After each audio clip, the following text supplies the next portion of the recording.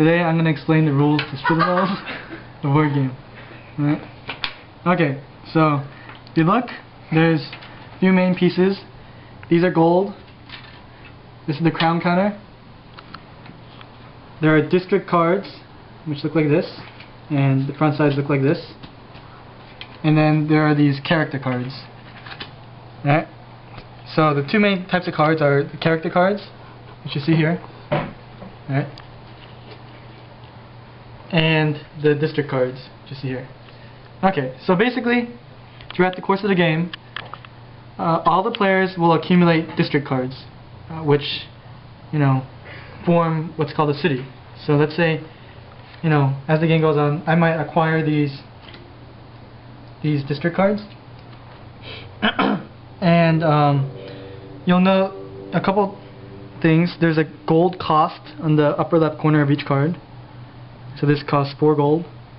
And there's a color, which, there's 5 of. There's yellow, purple, green, blue, and then there's a red somewhere. Red. Alright. So I'll start with the end of the game. When the game ends, each person, based on what they've built, gets a certain score. Right?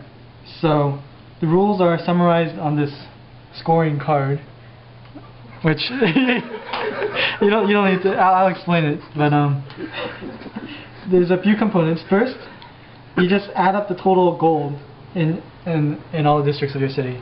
So if this is my city at the end of the game, it's going to be 4 plus 5 plus 3 plus 2 plus 3 plus 1, which comes out to 18. So that's 18 points right there. And then it says, if you have at least one district in each of the 5 colors, you get 3 extra points. So here I don't, but if I also had these, I get a 3-point bonus for having one of each color. Then if you were... so the game ends when someone builds up to 8 districts. So if you were the first player to get up to 8 districts, then you receive 4 extra points. Right? If you manage to get up to 8 but you weren't the first one, you get 2 extra points. Okay? So that's just how the scoring ends at the end. Alright, is that clear? Alright. So then we need to get into how do you acquire districts. And so the basic gameplay goes like this. The game's composed of rounds, right? During each round, each person gets a turn. Okay?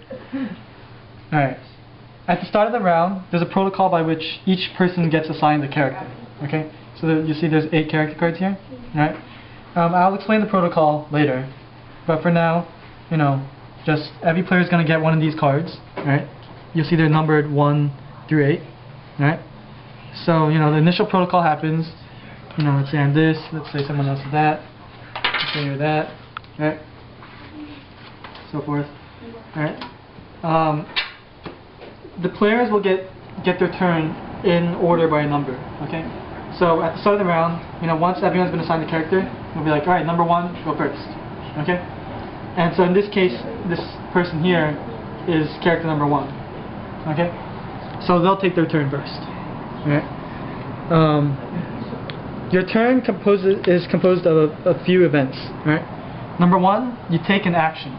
An action is either you receive 2 gold from the bank as an allowance, or you look at the top 2 cards of the deck and take one of them. Okay? So you get to choose between either one of those 2 things, either gold, 2 gold, or 1 card. Right?